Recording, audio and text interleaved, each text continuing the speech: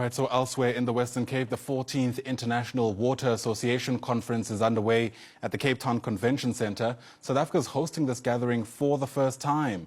It's aimed at highlighting the importance of water reclamation and reuse in light of increasing scarcity, climate variability and rapid urbanisation. Watching the story for us is SABC News reporter Bulelani Philip, who joins us now. And of course, the timing of a gathering like this, Bulelani, is of course very important given South Africa's many water woes. Well, good morning to you, Ayanda, and to the viewers at home. Of course, we are coming from the Cape Town International Convention Centre for this 14th International Water Association Conference. Of course, one of the primary speakers that is going to be here is our own Water and Sanitation Minister, Phemi Machotina.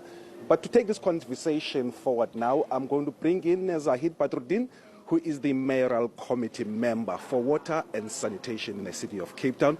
Firstly, as the City of Cape Town, what are you hoping to get out of this conference? So this is obviously an important gathering of world leaders, not only in policy, but technology and also government, where we essentially want to be able to learn from lessons that they've learned as we go into our own water reuse implementation in the city.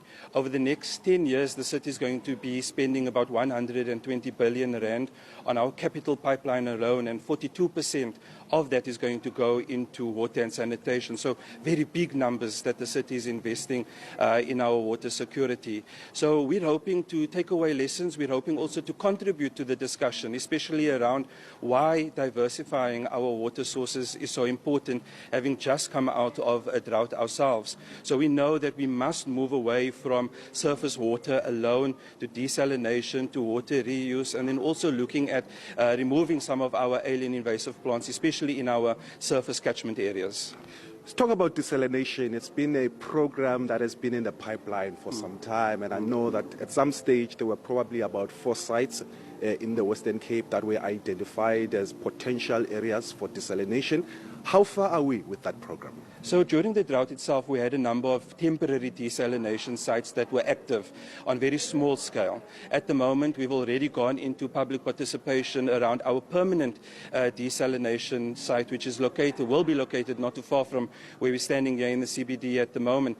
And so the conversation we're having now with our residents is around the funding model. As a city, we know that we don't want to burden necessarily our residents with very high increases in the rates and tariffs.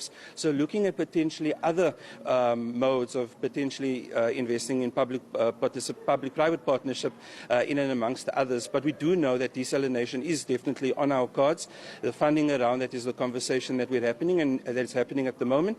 And we're waiting for the administration, our experts, the scientists, the engineers to put those reports together, to present them then to council so that ultimately we can make that decision around the desalination plot. So it's also one of those big water security infrastructure investment projects that we're currently busy with as well. If you look at areas like KZN, they are currently going through some floods at the moment. As the City of Cape Town, you must be watching closely and seeing how you can probably mitigate when those floods come. Absolutely. Climate change and the impact of climate is a real concern for us. We know that we go from periods where there's often no rain, as we had in our drought, to very little rain, to periods where there's very heavy volume rain over short periods of time, often resulting in droughts, as we've seen in floods, as we've seen from the previous winter season. Communities impact. This is why we must also invest not only in the future of water sources in our country, but also into flood mitigation projects, which we're currently undertaking at the Salauris Pass River, the Lawrence River, where we've seen some of the flood impacts taking place, especially again in the previous winter period. There's obviously water shortages in the countries, in some parts of the country. As a City of Cape Town, not so long ago, we had talk of day zero. Are we completely safe from that day zero at the moment? You're never safe. I think we must be ambitious and optimistic, because we know at the moment we're putting those plans in, the monies in to construct the water reuse and the desalination plant. But as a growing city, we also have to plan for the future. So we're also undertaking additional plans for not only one desalination plant, but another desalination plant already at this moment, with the anticipation that our city is going to grow beyond what we currently are.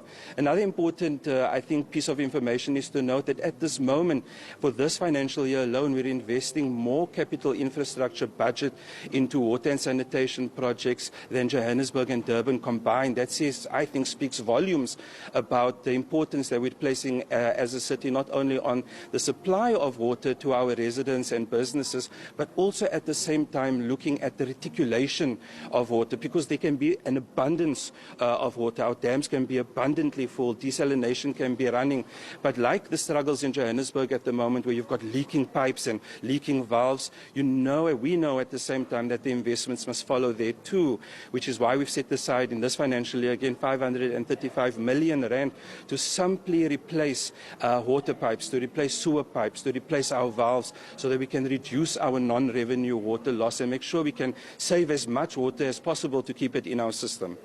All right, thank you so much, Zahid Badruddin. He is the mayoral committee member for water and sanitation in the city of Cape Town. On that note, Ayanda, we cross back to you in studio. All right, Bulalani Philip, thanks very much indeed. Certainly no overstating the importance of a gathering like that. We'll keep watching it as it continues to unfold. Bulalani, live to us there from the Cape Town International Convention Center.